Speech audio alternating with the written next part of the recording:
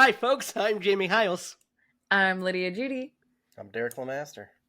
This is Screenplay Movies, the podcast where we review a horror movie each week, go over the horror news, and guys, I'm as ready as a turkey sandwich on Thanksgiving Day to talk about Flatliners.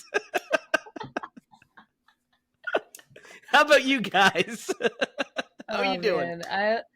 I love it when Derek just starts the recording and then says something really weird at the same time that just makes us like, wait, what? What are we doing? You know that saying. Very popular. That old classic. That old chestnut.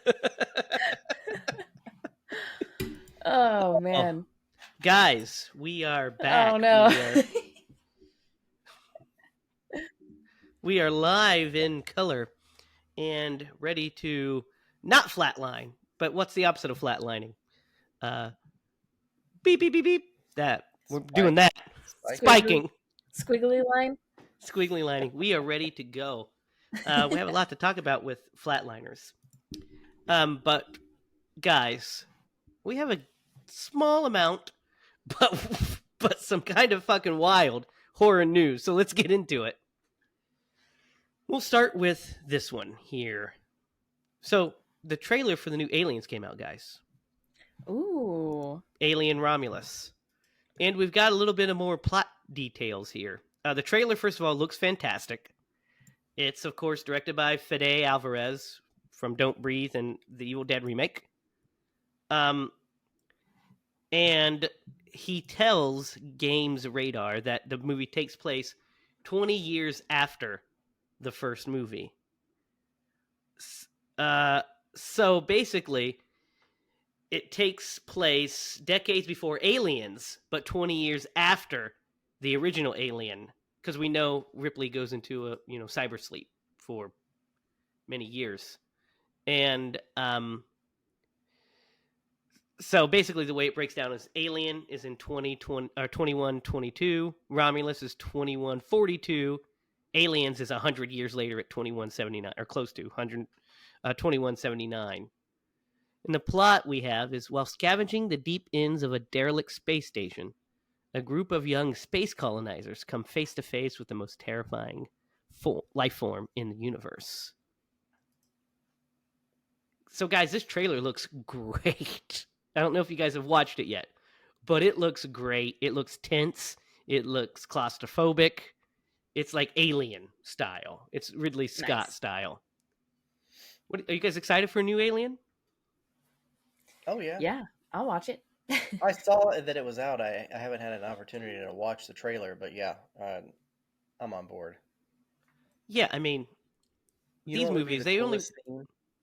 What? The coolest scene in cinematic history. This is only my opinion. You guys ready for this? Oh, no. Oh, great. T-Rex grabs an alien and bites it, and as it's chewing its head, it's like the blood starts to melt through the T-Rex's face, and it like falls off his jaw. That'd be a pretty cool scene. Randomly. That's really random, yeah. But that would be pretty cool. That'd be pretty neat, buddy.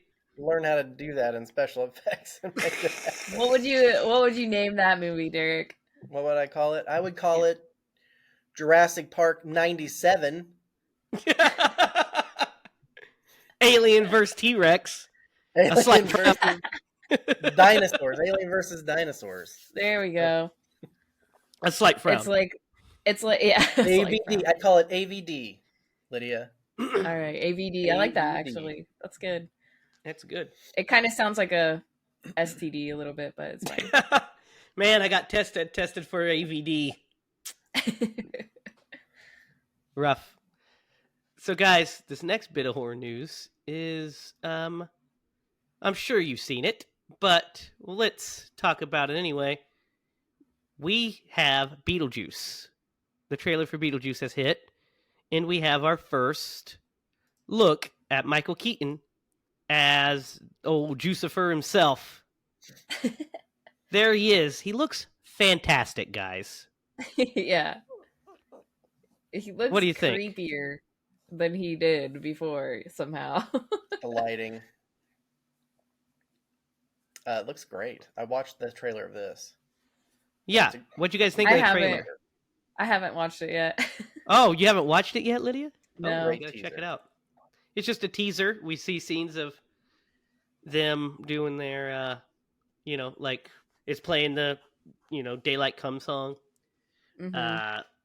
They do that thing, that obnoxious thing that all trailers are doing these days, where they take like an upbeat song and they drag Slow it down. down, slow it Yeah. down. It's like that's like everything. I'm gonna do the opposite. I'm gonna take a slow song for our trailer and it's gonna speed it up so it's like thrash metal. Yeah. So it'll be like, cuts like a knife, cuts like a knife. They're like, like thrash metal style. It'd be fucking That'd be badass.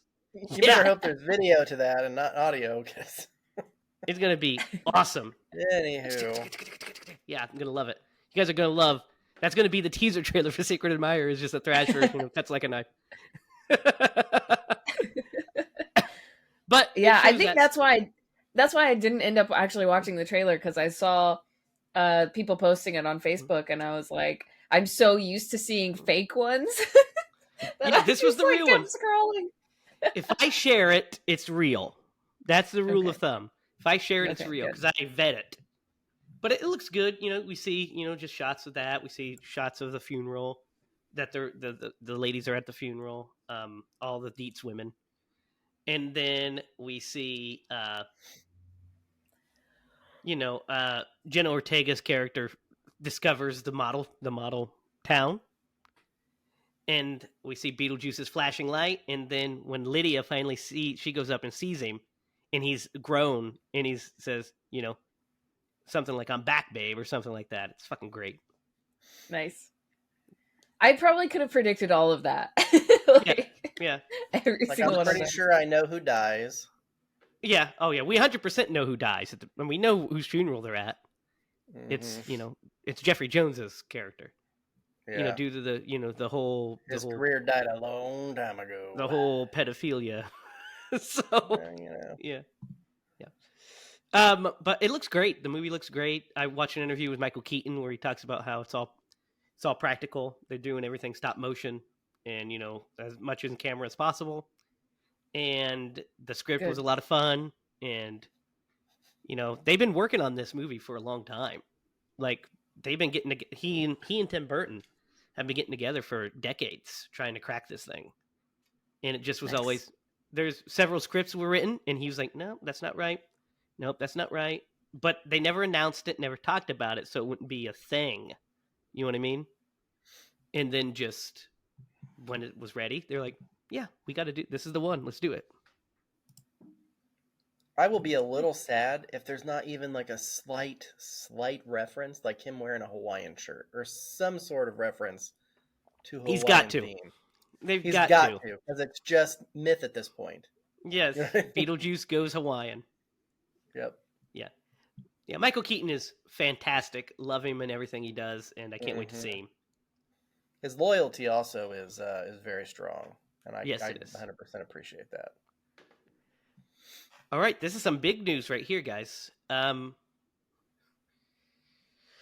Remember how we talked about the new I Know What You Did Last Summer movie being like a sequel kind of thing? We spoke on that a little bit. Well, we got a little bit of tidbit here. Jennifer Love Hewitt can't confirm but won't deny that she's back for the sequel. So she's back, right? I mean, I would guess.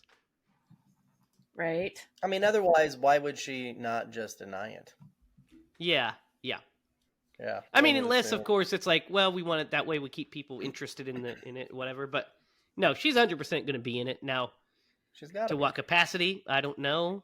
How big of a part she's going to have? I don't know.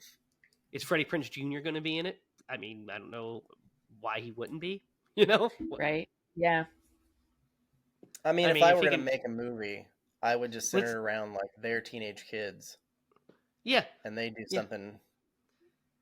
That's true. Similar. That's a good. Yeah. That could happen. Not a bad idea. Or it's somebody that they've done something and then they go to them because they've experienced it before, kind of thing. Could also happen. I mean, at this point, you kind of got to watch the first and second one again, so that going into this you're semi-prepared. Well, you've got to watch the first one for sure, but the second one you could probably save yourself some time. Well, but I'm going to assume that they're because like after that, it's like it really canon. got crazy. Like at one point they like Yeah. made a a Dude, the third supernatural movie, killer, but that's the worst one of all time. That's one of the worst movies. We've got to Always get into Know those. What We You haven't Did gotten or to. something like that. Yeah, we haven't gotten to any of those. We haven't done any of those. We need to get into that. Someone's got to pick after the end of this episode. Just throwing it Whose out pick there. is it? Jamie. Mine. For sure. Oh, Yep. My pick. good. I kind of already know what we're doing. It's not that one, but we'll keep that Okay. one in mind. Just to let you guys know, it wasn't this one. But it might, we'll see what happens. And then finally, guys, we've got to talk about this. I use this one last. It's not the biggest news, but it is the most fun, and I cannot wait to discuss this with Derek. So, you guys.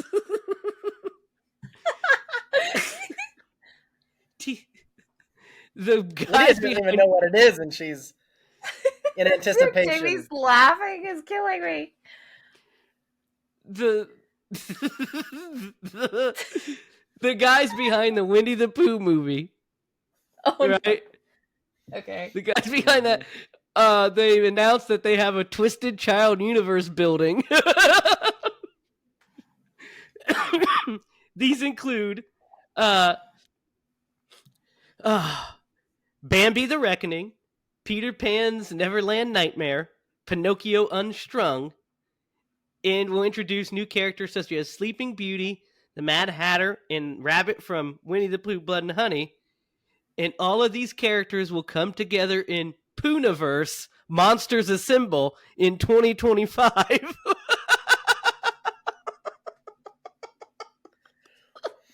Gonna get us some Poon. Some Poontang. If there's a studio out there willing to fund it, then I'm down for it. Anytime those movies come out, I'm gonna recommend them. No, I will never recommend these. Oh, no, God. not recommend that we have other people watch them. I'm gonna nominate them for this podcast. Oh my God. We're gonna be doomed to watch all of those movies. Yep. And we haven't even got to I Know What You Did Last Summer. I know. But yet, once in a generation, okay, an event like this comes along, and you just can't pass it up. That's true. That's true. You gotta grab it. You gotta pull it. It could be. What do you guys? So this is going to be horrible. Maybe.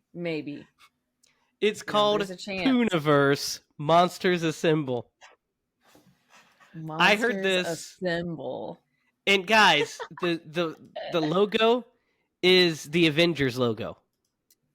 Nice. Good. Well, of course it is. Get sued. Look. Yeah, it's amazing. And look, they have their Marvel layout here of all the movies. Bambi the Reckoning. Bambi, Peter Pan, Neverland Nightmare, Pinocchio Unstrung. That one could be pretty cool, man. Pinocchio Unstrung. I feel like an alligator. Got a version of that. Yeah, I mean we have There's a movie, a '90s movie called Pinocchio's Revenge, which we've got to do because it's movie wild called Snow White with I've never seen it. Sigourney Weaver. Yeah. Lydia's blown away by these things we're talking about. You've never heard of any of these? What's Sigourney Weaver in? She's in Snow White. There's a Snow White horror movie. Yeah. Really? Yep. She plays the Wicked Witch, like the Wicked Stepmother. Showtime back in the day never let you down. Nope. Neither did Cinemax, but for a different reason. For different reasons, yeah.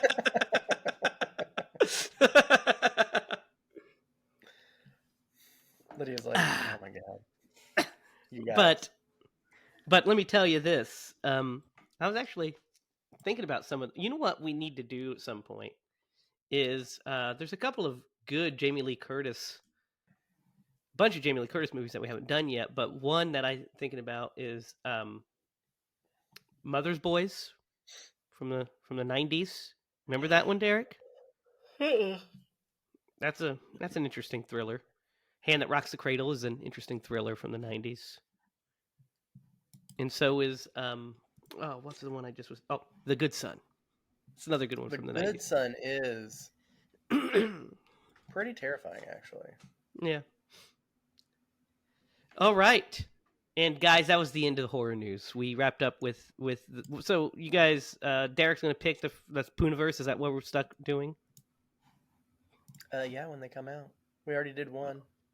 So as soon as the next one comes out, it's coming up. Well, hopefully they improve. I hope that the movies improve because Blood and Honey just was not it. That was not it. But if they improve, I'll give them a shot.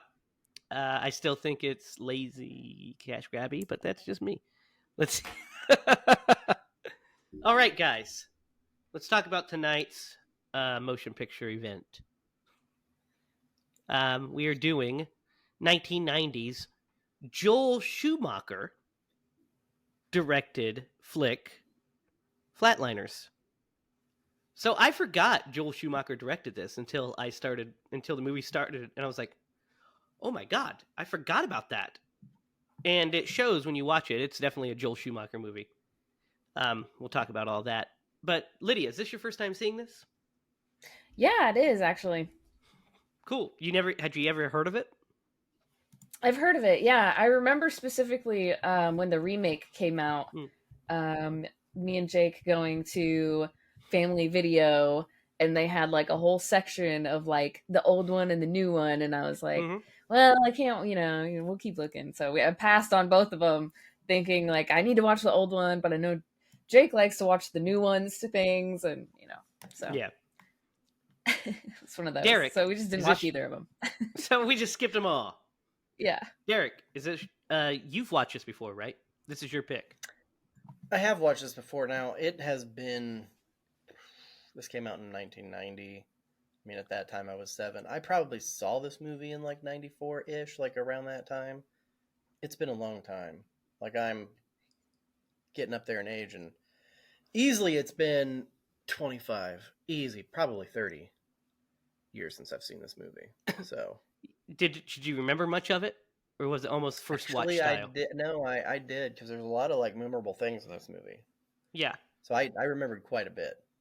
So I hadn't seen this movie since probably around that same time, since I was a kid. In the 90s, at least. In the 90s, for sure. I watched it in the 90s. It was a VHS rental. There's a couple things I remembered. Of course, I remembered the plot. I knew what the plot was about. And I remembered certain of the nightmare scenes. Like I remembered, I remembered the little kid, Billy, and then I remembered the dog. Those are the things I remembered, basically.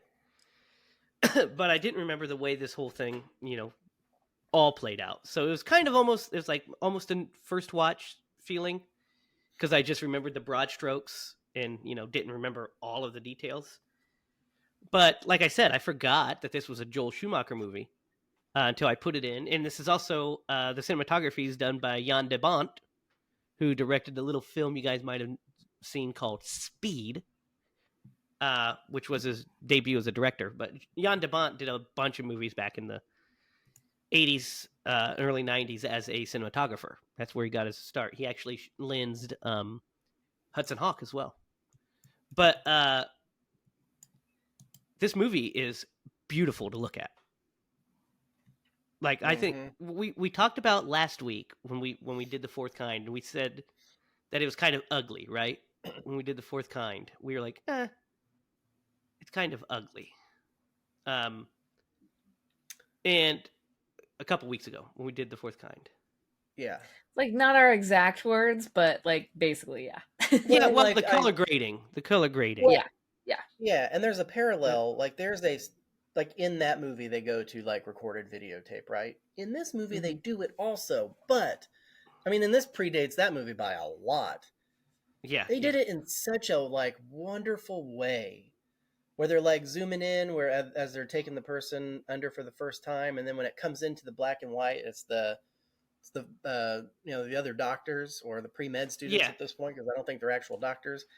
And they are like monitoring the situation, make sure that he's under for a minute, and then they're bringing him back to life. Like that transition was just gorgeous, and I was like, Yeah, well, this movie is, I think it's just really like well shot. Like it just and well directed. It's just even the opening, like when we get like the opening scene in the first shot we see of Kiefer Sutherland is that like cool crane in shot where we pull up from the like coast and we push in on him as he's standing on the coast, and he says that today's a good day to die. You're like, that's fucking cinema. Like that's filmmaking right there. God dang. 100% remember. I guess I'm that, in. By the way, yep. Yeah, I was like, that. I guess I'm in. So yeah, the movie looks great and it's shot great and it's got great performances. Let's talk about our actors here because we have Kiefer Sutherland, who plays Dr. Nelson, and guys, Kiefer Sutherland's great, right? I mean, he's Kiefer Sutherland. They're all amazing, but yeah, so good, so good. Yeah, I was really kind of blown away by this cast. Dude, I was right? too. It's a great cast. It's like it really is. Yeah, you got Kiefer Sutherland. You got, of course, Kevin Bacon. Yep. Julia Roberts. I did not remember that he was in this. Yeah. Julia Roberts, Oliver Platt, Billy Baldwin. They're all just aces in this movie, dude. Kevin Bacon. We've been like on a Kevin Bacon kick. Like this is like a Kevin Bacon podcast almost at this point. I know, but the guy has done like 150,000 movies. Mm-hmm. I did not realize he was in this. A little bit. Yeah, I was so pleasantly surprised, and his character. He's a great character. Yeah, his character is my favorite. He's so cool. Yeah, he is so cool. You're right. You're like, yeah, he's the coolest. Oliver Platt is hilarious in this movie, by the way, just like he is in everything. Yes, I like him too in this. Yeah, he is. Julie Roberts is great and gorgeous. Mm-hmm. Like, just Julia Roberts was a stunning person. You're just like, my God. Yeah. And then pretty. Billy Baldwin also super handsome son of a bitch. Like, you're like, whoa, okay. I can see why he was a movie star in this time. He definitely looks like it. And you I can don't see know why anything he plays about Ladies him. Man. Like, I think this is probably the first movie I've ever seen him in. So I was like, I don't even know who this is. Obviously, he's a Baldwin. I can see that. Yeah, but he looks like his brother. Like, yeah. So, I don't know. It was crazy. Crazy cast. Yeah. Awesome job. Yeah, awesome cast. What do you guys think of this setup? What do you guys want to talk about first? Where do you want to go? So I want to talk about what are your theories as to what happens to them when they go under? Because I've got an idea. Breaking right in. Okay, yeah. Stepping right in. Yeah. That's a good question because it is kind of confusing. Like you kind of want that. You expect the movie to answer it and be like, "This is what is happening to them when they go under." Movies, but it's really wibbly wobbly on like what's actually happening. The movie refuses to answer it for you. You have to answer it yourself because it's your interpretation of what is going on. Right, like, which is really cool. I mean, I believe that it's their. I mean, I think when they're under, it's their deepest memories are coming forward. The things that they are like fearing them, like the things they're most ashamed of, things they feel the most shame for. And so when they come back, they just are basically hallucinating these manifestations of the this deep, dark past of theirs. Some deeper and darker than the rest. Because I don't think the hallucinations are actually there. Just for the simple fact that we see Nelson when he's fighting off Billy in the truck, we see that he's just by himself. He's not there. Mm-hmm. So, also, I mean, I think being my belief system being what it is makes me lean that way as well. Yeah. Lydia? It's like, I don't know. It's like the things that this movie really makes you think, doesn't it? It can, yeah. The things that like your unfinished business, like is Yeah. that thing that you hold on to. But yeah, it was like a thing of like, is there supernatural things happening? Are they experiencing something? Because you know, you have Kevin Bacon's character. I can't remember any of their names at this point because I watched this a couple days ago now. But Okay, yeah. So Kevin Bacon's name is Dave. Dave right? Labrucio. Nelson Okay, is yeah, yeah. Kiefer Sutherland. Rachel Manis is Julia Roberts. Billy Baldwin is Joe, of course, and then Randy Steckel is Oliver Platt. Okay, yeah, yeah. Those, yeah, they did a great job because usually I can't remember names, which I have a bad Yeah, memory, but like I do remember all those names being in the movie, so that's a yeah, good thing. yeah. What was I saying? You're I talking don't about know. I don't yeah, what their beliefs, or you know, what do I believe that was happening? I yeah. really don't know. Because what do you think, Derek? So I interpreted it as like they dipped their toe into like purgatory. And then when they came back out, like that kind of attached itself to them until they resolved their like that thing that was putting them in that situation. And really the only one who, and I love Kiefer Sutherland's arc in this movie because the person that he wronged, or the situation that he wronged, like that person died. Julie Roberts did as well, But but see, she was able to but fulfill that. Yeah, but that's why it's like that's why different because Julia I have Roberts a problem wasn't with the that. same. Yeah, Yeah, yeah, yeah, because she didn't wrong anybody. It's her father. Her thing is she's Oh holding yeah. on to guilt. right. That's not Yeah. hers. Well, I think and I'm not a super religious person, but the reason why I related it to the purgatory was that it's not like a hell or a heaven or something like that, but that was like an event that like she felt super guilt for because she felt like her dad died because of something that she did. So that's why I attributed it to that. And that's Um, possible. I tend to think that she always had memories of that drug which overdose probably did, yeah. in there, and she And she unlocked blocked it. it out. Yeah, Yeah. and unlocked it. Or at that time, I mean, because she's super young, she might not have really had the gravity to realize what the situation was at, What it what was was. actually Right. happening. Yeah, now Right. that she's a doctor and she can uncover that memory, she has a much better understanding.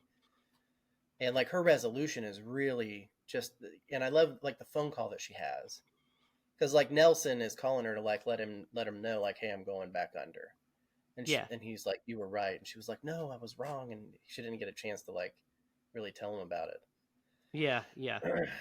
No, that So, scene's great actually. mm-hmm. When she hugs her dad, and he basically tells Nah, her to. man, started crying. Yeah. Not gonna Yeah, lie. it's good. It's good, especially since that's what Dave tells her. He tells Mm-hmm. her your dad wants you to be happy. Yeah. She's like, well, why is he coming after me or whatever? And it's Yeah, and that's just an to tell her interpretation. that. Yeah. Yeah. Yeah. So And yeah. that's an interesting thing too because Dave's isn't um you know dead yet. You know, like Mm-hmm. No, the and Yeah. that little girl is still alive, look is now as an adult. not to negate bullying because it's a horrible thing, but Dave's dark secret is minor compared to the other two guys. Let's just say that he bullied a girl and he should There's not a have done it, spectrum. and he makes amends for it. His amends is like that's a really great scene too when he goes Yeah. Mm-hmm. and Yeah. meets with her, and you could see you could feel the genuine like he wants forgiveness because he is genuinely remorseful for what he did because he's changed as a human being. I mean, the first time we meet Mm-hmm. him, he breaks the rules to save this person's life because that's what he does. That's who he is, and he would have done it again. He said so. He's Mhm. changed as a human being. Like So his morals are so strong that yeah, one, incident when he was a child like has stuck with him. yeah, That's cool. and Yeah. I Well, like the that. forgiveness, her forgiving him relieves weight off of her as well. Because 100%. Yeah, that is. Go ahead. because she Yeah, says you can see it. You can just see yeah, Mm-hmm. it. And she says, I'm not that ugly girl anymore. And he says, you were Mhm. never ugly.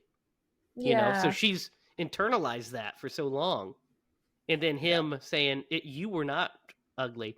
We were. We are the ones that were wrong. We were bad people. And I'm sorry. And for her to say, it okay. And he's like, real. She's like, thank you. She's like, really? Yeah. It's like just that relief that he gets is really, really good. We'll talk about the scares here in a minute, but it's fun talking about all this stuff too. Because, guys, Joe is a creep.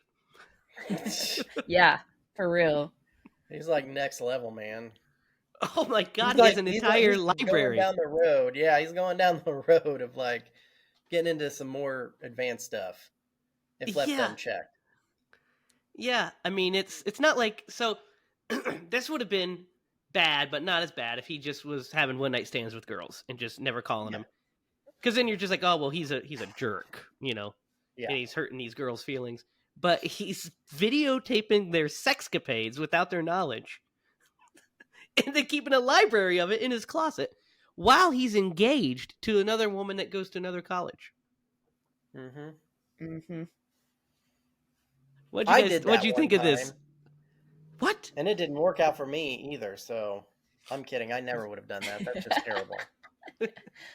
I'm just kidding. I never did that, but Derek, we're gonna check your library and just make sure. I mean, I have a library, but it's not of that. It's clips cut that out of here, so that it's clips he acquired over the years from the internet.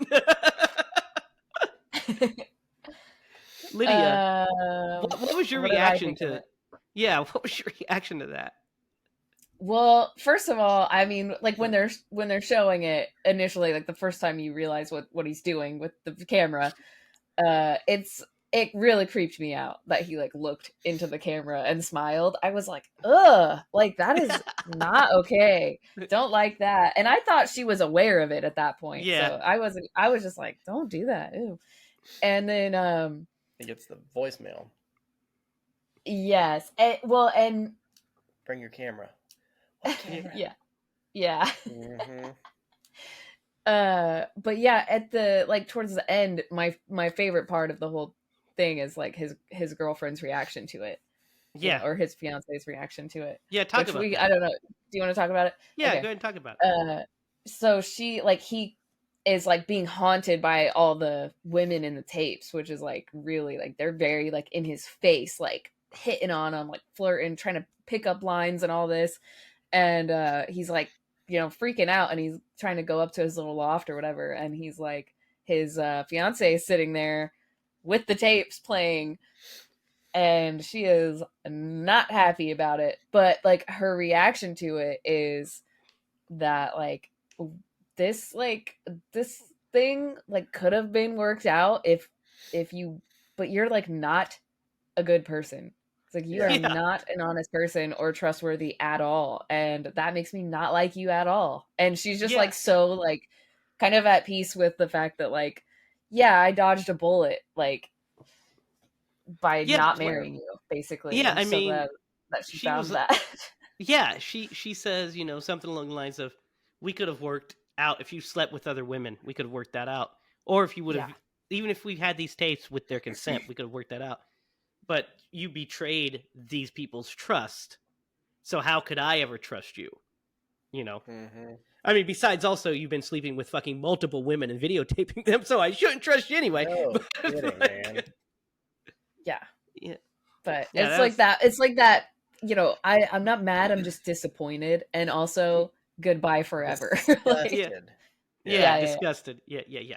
Completely disgusted. What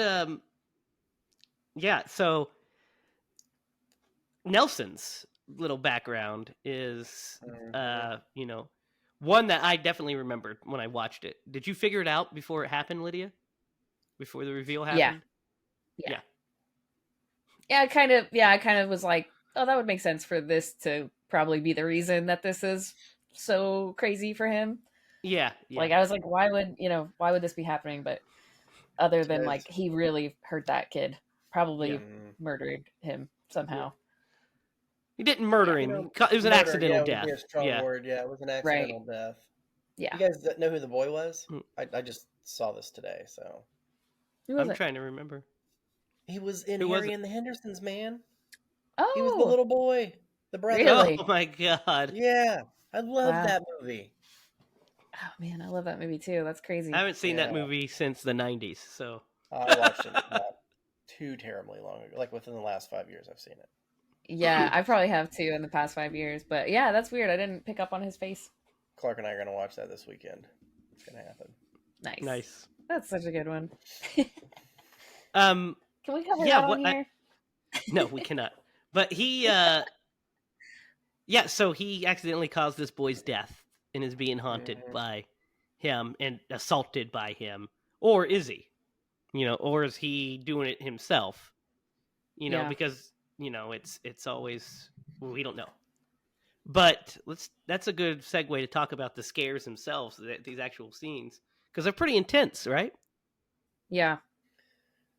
Yeah, that the first time that he sees like the figure that is Billy and the dog, like in that The dog, alley, yeah. is really eerie. And I Oh, love yeah. the lighting and the whatever paint they use to create Yeah. the graffiti, the art. How Yeah. it just popped. It Pops, was yeah. really great. Yeah, and it did what it was supposed to do. It looked amazing. Yeah. Yeah, I like that too. I think the scariest one is in his apartment.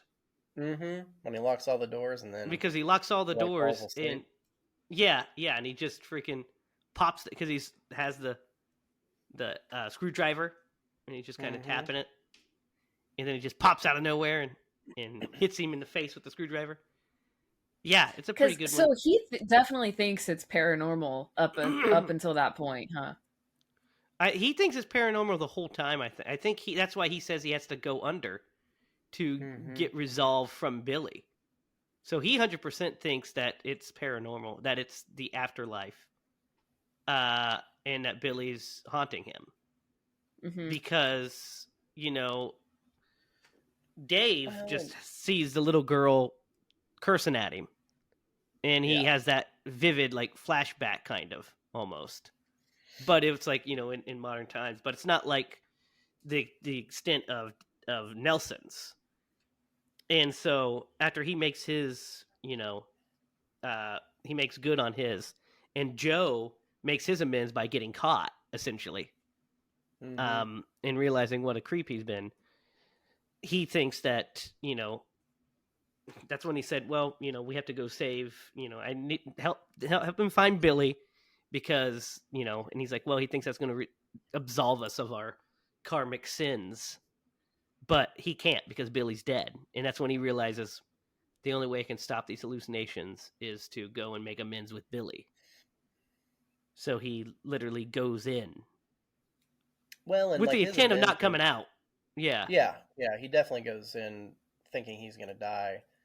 Yeah. And I loved the resolution to that because really, I think what Billy wanted was for him to experience exactly like the fear The fear. that he did. Yeah. Because when he goes in, he's the one being Being chased chased. by the other boys, and he's the one that climbs the tree and gets the rocks thrown at him, and then he falls out, and then that's when they have that like little moment, and it felt like it was, I just wanted you to feel what I felt and how scared I was. It was pretty powerful. Yeah. Yeah, it's pretty good. The Oliver Platt's character, Steckel, It's the comedic relief. doesn't go in. He doesn't. He never I'm glad goes he in. doesn't. Yeah. I don't blame him. It There's would a have great complicated line. the story. Yeah. Well, there's a great line when he says, well, I'm glad that I never went under because I'd have a 350-pound babysitter that'd be mad at me or chase me around because I ate her ham sandwich. Oh man, he's got a couple of good good one-liners in this movie. Like there's a scene where because Kevin Bacon's character is an atheist, Yeah. and there's a point where he's like pleading with God because he felt Yeah. like there was something that was kind of guiding him in this Yeah. that journey. And he like is like, oh, but he's saying something, and I forget the actual like line, but then after he stops, there's a beat, and then Oliver Platt says, "Well, guess you got your answer," or something. Yeah, yeah. It's just like, it's true. Yeah, there's a couple of them. There's another funny one when he's talking to when Joe shows up with his skeleton costume. He's like, "Who are you, Boner Man?" I wonder if they just gave him the ability to improvise. Dude, Like, when Joe tells them about his videotapes, their reaction is they're just like like they're just in shock. And Oliver Platt says he says something along the lines of, "Okay, so you're being bullied. We got a pervert over here, you know." like, God, I'm like, yeah, I don't know how I'd react to that. I do love how, you know, Kevin Bacon's character Dave, he goes to make sure that Manus is okay and stuff, and he comforts her. Then we cut. The next scene, we're back. He's laying in bed with her. I was like, attaboy!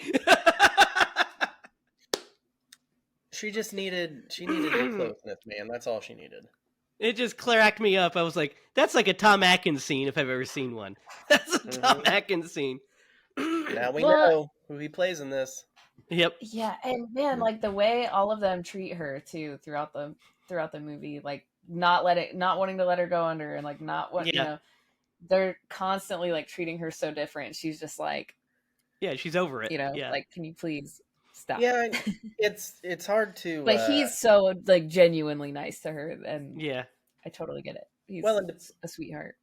Yeah, and depending on the person, like it could either be coming from a stance of protection or coming from a stance of you're a female and like, you know. And like I think there's a little bit of all of that, you know. Yeah, exactly. From each I think person. you're right, because Kevin Bacon's character is like trying to protect her, and then Kiefer Sutherland's character is just like, I'm the man, I should go.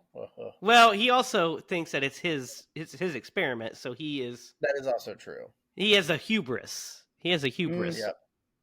Going on. So he's like, this is my experiment, blah, blah, blah. So he wants to be the one to go under. You know, he wants to be the one to push the boundaries. And like he said, I'm the breakthrough. You guys are just tourists, he says at one point. Could you imagine, it's not betting, waging how long you're going to be dead with other people? I'll be dead for 3 minutes. I've got 4 over here. Yeah. Like, no, they're that bidding, doesn't even essentially. register on the conversations that I feel like I'm going to have in my lifetime. Yeah, no. I mean, like, this doesn't work, does it? Like, that's not a thing. I feel like it worked in this movie, but yeah, you know. I feel like you can't. I feel like that just isn't how it works. Like, I feel like it would be so completely different, like, person to person. Like, you would not be able to probably be, like, flatlined. I mean, there's conditions are a big one, because like there's like a general like level, but I remember seeing something where this guy got stuck at the bottom of the ocean on like it was an oil drilling thing or something like that. So he was in a suit, he had run out of oxygen, and he was in this water which was frigid, and I mean he was out without oxygen for like a long time, but because it was so cold, his body preserved itself in a way that they were able to bring him back. I'll have to look it up. Yeah, I mean, you hear stories sometimes that that happens. But I'm just like, to be able to consistently do it, control it. Yeah, for sure. Yeah, the control. Yeah, I mean that's definitely movie logic for sure. Yeah, I'm sure. And I know they have like that weird blanket thing. Yeah, I'm sure there's some medical. There's the medical truth to some of it. I'm sure that the writers did actual research. Yeah, but there's definitely some sort of suspension of disbelief, of course, to be able to bring him back. I mean, Nelson's dead for like 10 minutes. Right. Comes back in a non-vegetative, perfectly fine state. You know. Yeah. So there's no exactly. No loss of oxygen. Loss of oxygen to the brain is a big deal. I mean, that's the brain death. Damage. You know. Yeah. So it's like that's the problem. So yeah, obviously that's just a movie invention. But it's a cool idea to be able to see what's on the other side. We've all wanted to, know what happens after we're gone. Obviously, Mm-hmm. after Do you we guys think die, it what's on was the other like side? DMT related? Do you guys know about any of that? Yeah, I've heard. Yeah, I was I've thinking heard of Because that. like Yeah, me and Jake definitely looked at each other at one point and we were like, it's like kind of like DMT. It seems like, you know, yes, yeah. Yeah. like That was kind of like before they. the drug that floods your brain as you're Yeah, dying, as kind you're of like. dying. Now, Mm-hmm. this was also 1990, so who knows if they knew about that necessarily? I'm sure Right. they didn't. I think that was a Yeah, really like within the last 20 years or so that was. yeah, yeah. Not that I know that for sure, but I think that was not a thing yet. Yeah. Dang Even it, if man, it we're gonna were have to no, do a even bunch if of it was research. like it's still a cool idea for like the movie or book or what, I don't know if this was who wrote this exactly, but Yeah, it's a I feel like just I could a see this being a script. book. DMT was first synchronized in 1931, but I don't know that they knew what it was for. Yeah, Either way, interesting. You know but what? We should just offload this to somebody. Like, if you're out there watching this and you know anything about this, please feel free to enlighten us. yeah, We would love to we know. are not medical students. Never were. Never have been. I played doctor every now and then. Oh my god. Oh my gosh. Good lord. Yeah, we host a podcast and I make films, so I know nothing about medical profession. Except I know how I'm like, there's a doctor. suspenseful it was. That's Yeah, what I know. yeah, yeah. Mm-hmm. So you guys Because I wanna was like holding my breath, like waiting for someone to not come back, I was like, Oh, oh yeah, no, are they gonna make it? during the actual flatlining scenes, yeah, there's some actually good tension a lot on those. Hmm. Especially the end. I mean, you don't know if Nelson's gonna die or if they're gonna bring him back. Right. And Julia Roberts too was like, Yeah. the power went out. They Yeah, had to yeah. like manually do it. That was scary. That was scary. So she was under for over 5 minutes because they couldn't get her back. And they were trying to bring her back earlier than what she even wanted. So they were Yeah. like, she's gonna be pissed. We don't know, like they were like, no, because Kevin Bacon at that point had realized. Sorry, I keep calling them their actual names, but he had realized that something is like attached to them or following them or something is going on. Because he had the experience. Mm-hmm. So was it when Kevin Bacon or David went under that Kiefer Sutherland's character was like, "Why don't we leave him under there for 5 minutes?" There was one of them where he was just like, "Yeah, it was him. It was him. Just let him go." Ugh, what are you, crazy? That pissed me off so bad. I would have punched him. You would not have control over that as the person who, like, you agreed upon this, and then they're like, let's leave him in there for another 30 seconds. It's like you're making a pizza. The cheese isn't quite. Yeah, and that's what he was saying. He's like, well, if we do another 30 seconds, that'll be 5 minutes, right? Let's just. And they're like, get him out. He really goes like, Insane. like so many movies that we watch, like Hollow Man. He goes mad. Like, ugh. Invisible Man, Dr. Frankenstein, all of those. Yep. Like Kiefer Sutherland does great in that role too. Just like really such a cocky asshole. This is this is the second movie he made with Joel Schumacher in a relatively short time, because they had done a little movie called The Lost Boys shortly before this. Yeah. Which is, how I feel about The Lost Boys. Fucking banger. The movie's a banger. It's just a banger. So fun. But yeah, the suspense is great in this. Do you guys want to rate it? You ready to do that? You guys ready for that? Is it time for rating? I think it's time. Unless you have more you want to talk about. Tear it up. The things you're saying tonight are disturbing.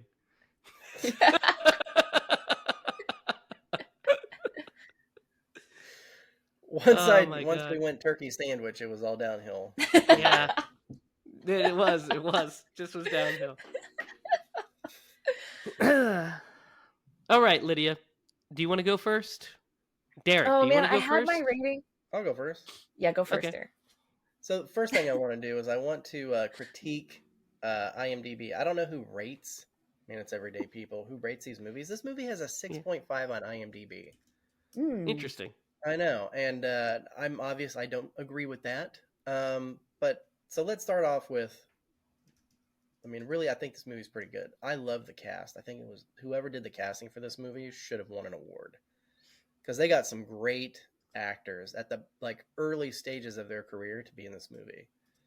I thought the directing was really well done. The story was really interesting, so it got me from the get go, what they were doing, and it's something that everybody thinks about because it's what's going to happen to you when you die. So the idea was really great. The execution was really well done. The cinematography was great. I'm going to give this movie an 8, which is way better than they did on IMDb, and I would recommend it. What say you, Lydia? Yeah, I'm right there with you, Derek. I think this movie is definitely an 8. I think my original rating was actually 8.5 because I'm on the edge. I'm like, this was a really beautiful movie. The characters were good, the cinematography was good, just all of it came together so nicely. It really did. I was surprised, honestly, that it's one of those, it's a pleasant surprise of oh, I never watched that movie. I've seen it at the movie store. I always passed it up because I'm like, well, it's got, I don't know, when you see for me personally, when I see big celebs, I'm like, it's probably, I like when you can forget that it's a movie, and sometimes that takes me out of it when it's A-list celebrities. But this was early for them, so and their acting was so good, and maybe I need to forget about that A-list celebrity problem that I have, but yeah, because you're missing great performances.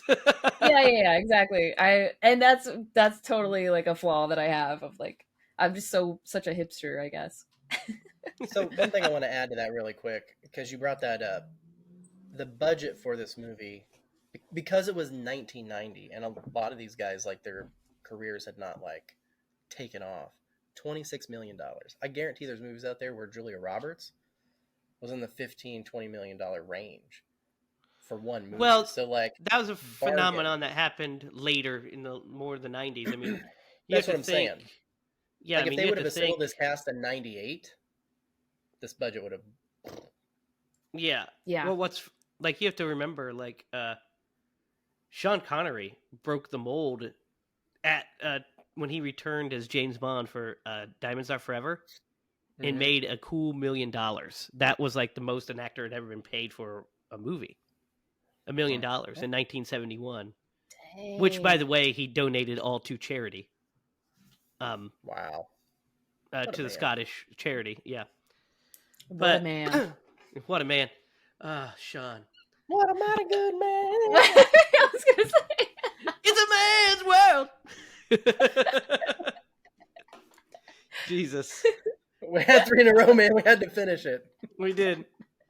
Okay, so my rating, guys, I'm going to give it a 6. You're plus 2. It's an 8 for me as well. You can't trick us like that, Jamie. Yeah. No, it's good. It's really good. Obviously, it's your opinion. I was just I was like, man, you agreed with everything that we said. Yeah. No, it's really good. I forgot how much I liked this one.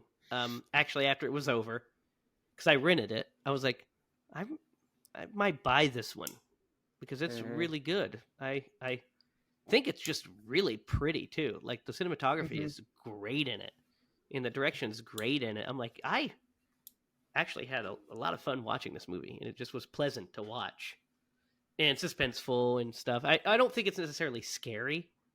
That'd be my only critique. It's not scary. Right. It has a couple of moments, but yeah. Yeah.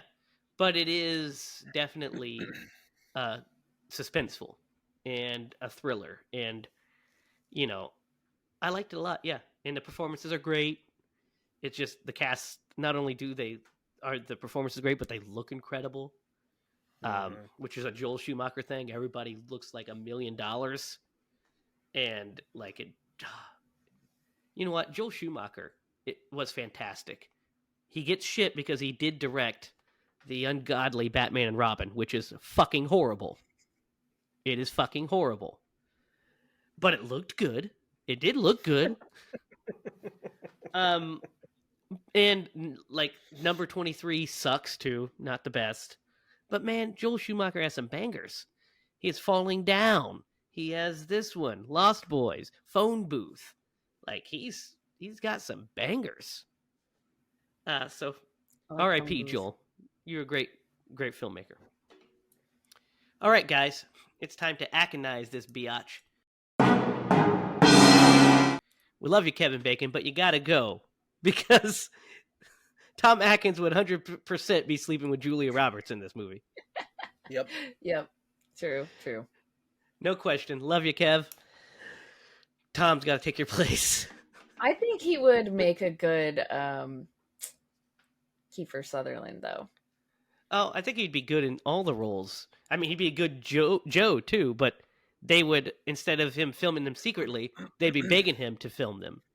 So that way they have proof that they slept with the great Tom Atkins. Oh No, my god. film me. If Tom Atkins ever actually watches this or hears about this, We're going to tell him about it, but he wasn't, Yeah. he didn't come to the day that we were at the HorrorCon. Because we were 100% going to, we're going to, get his autograph and talk to him and say, hey, we do a podcast weekly and we talk about you every episode and there's a segment just for you. We Akanize every film that's ever been made. You're in every movie ever made. And he'll be like, get these people out of here.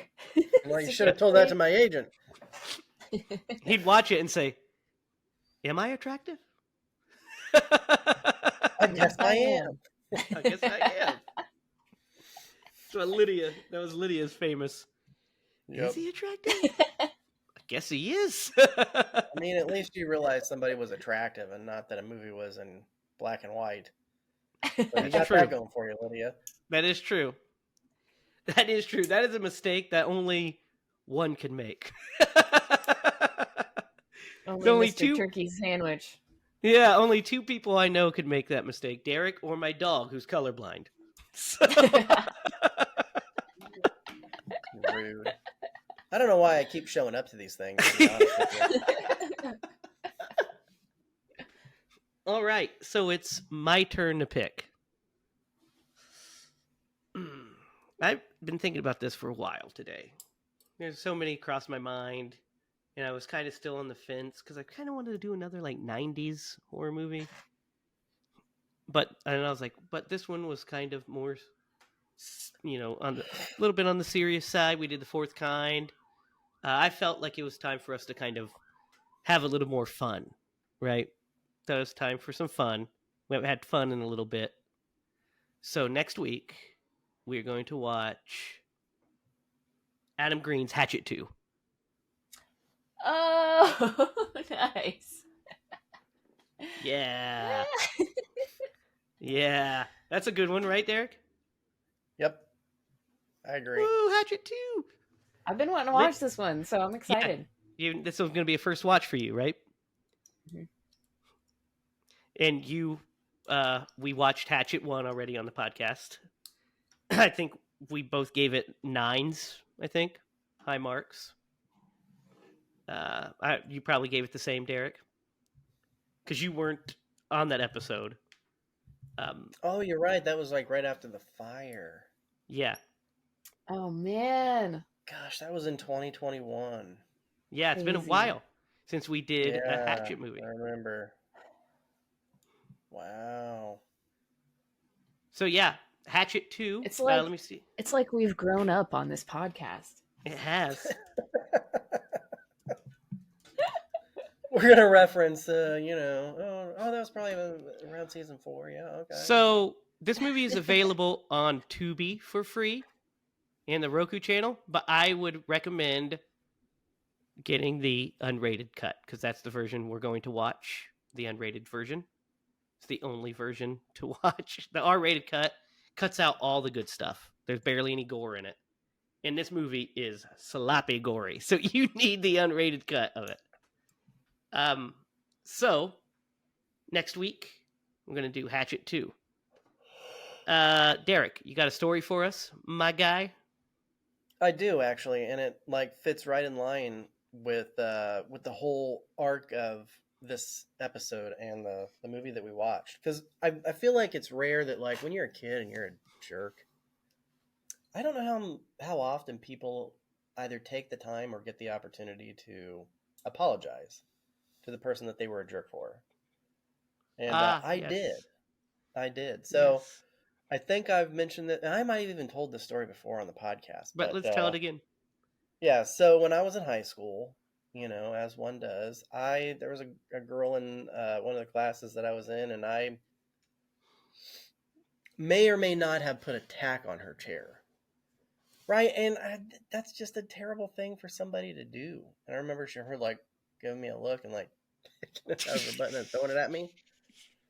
And I don't know why. Like I had never had a beef with this person until that class, and then just like I don't know, it's probably peer pressure by somebody else.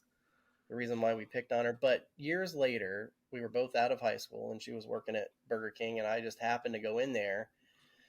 And Jamie, you might have even been with me. I don't know, but I know that I told you about it. I was like, I'm not that same person, and I feel super bad for the way that I treated her back then because it was wrong. So I walked up to her and I was like, hey, I just want you to know that like I did some things when we were in high school that I am not proud of, and I just wanted to apologize. And she totally forgave me, and she was like, oh, here's my number if you ever want to call and hang out. And I'm like, okay. So I did get an opportunity to at least make peace with her. And that was... Now tell him the part of that story, the funniest part of that, when she gave you the number. Would you just stop, man? I want to leave it on a good note, because I was like, no, I don't really want to hang out with her, but... I wanted her to know that I had... Look, I was just making amends. I don't like you or anything. But I wanted her to know that I felt bad and I was sorry. And that was a very good thing to do, Derek. Derek. Hang out with her, but I wanted her to know that. That was really nice. Hopefully she doesn't haunt you or anything like that. She won't. I've got other things that will haunt me. But your brother from when you spit on his head. Yeah. I was gonna say worms. Look, it doesn't matter what I did to my brother, okay? He deserved it all. I dumped worms on his head one time, but he also had like a fireball over my face when I woke up, so I feel like, we're kind of even on that one. So, you know what? Speaking of fire, I one time burnt Zachary's face. All right, that gonna haunt you. It was an accident, complete accident. We were fighting, as we did, and I didn't like burn his face. I singed the hair off of his face, but off of his eyebrows. But we were fighting, and at my mom's house, the only door that had a lock on it, there were 2 doors, but the only one that had a lock on it from the inside was the bathroom. So whenever we would fight, Zachary's go-to thing to do would be to hit me and then run into the bathroom and lock himself in because I couldn't get to him.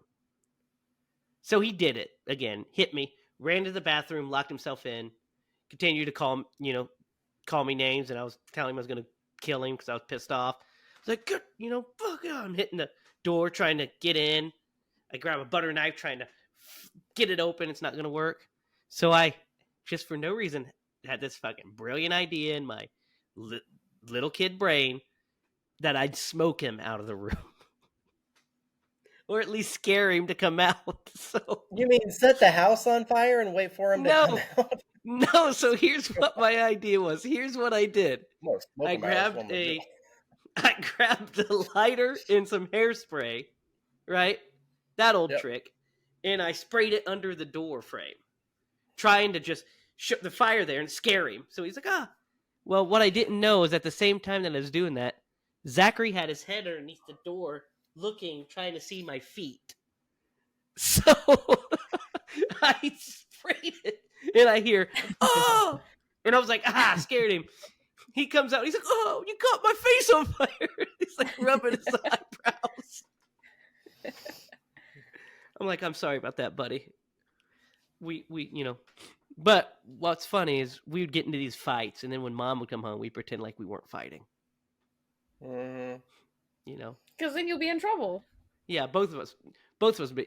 I would be in trouble more, but still, we'd be in trouble. But I remember one day, Zachary and I were upstairs wrestling, and it was like a Saturday morning, and Mom told us, "Hey, no wrestling in the house. You can't wrestle.